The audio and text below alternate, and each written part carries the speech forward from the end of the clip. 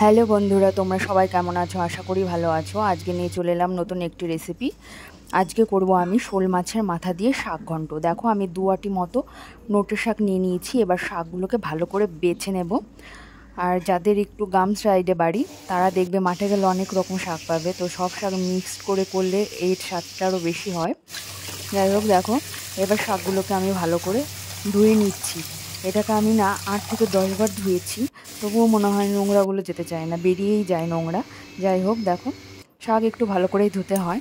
এরপর আমি এগুলোকে ভালোভাবে কেটে নিয়েছি। এরপর আমি তেল দিয়ে দিলাম কড়াইয়ে। এবার তেলের মধ্যে আমি ফোড়নে দিয়ে দিয়েছি শুকনো লঙ্কা, কালো জিরে আর একটু কাঁচা লঙ্কা চিড়ে দিয়ে দিয়েছি। দেখো, এবার কেটে রাখা শাকগুলোকে আমি এর মধ্যে অ্যাড করে নিলাম। এবার এটাকে ভালোভাবে একটু নাড়াচাড়া করে নেব। এর থেকে একটু জল বেরিয়ে আসলে তবেই আমি নুন আর হলুদ অ্যাড করব।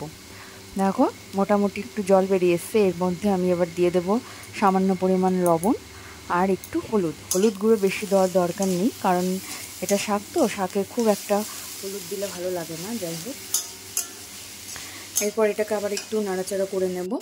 এরপর যে ভেজে রাখা মাছের মাথা ছিল সেটাই আমি এর মধ্যে অ্যাড করে দিলাম। দেখো, শাক ঘন্টতে খুব অতিরিক্ত মাছের মাথা দিলে কিন্তু ভালো লাগবে না। আর আমার কাছে অল্পই ছিল, মাছটা খুব একটা বড় ছিল না, ছোটোই ছিল।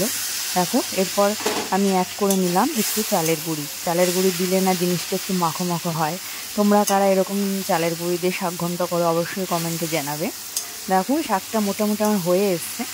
একদম যখন হওয়ার শেষ মুহূর্তে শাকটা, তখন আমি এর মধ্যে একটু দিয়ে দেবো আদা বাটা। দেখো, আদা বাটা এর মধ্যে আমি অ্যাড করে নিলাম।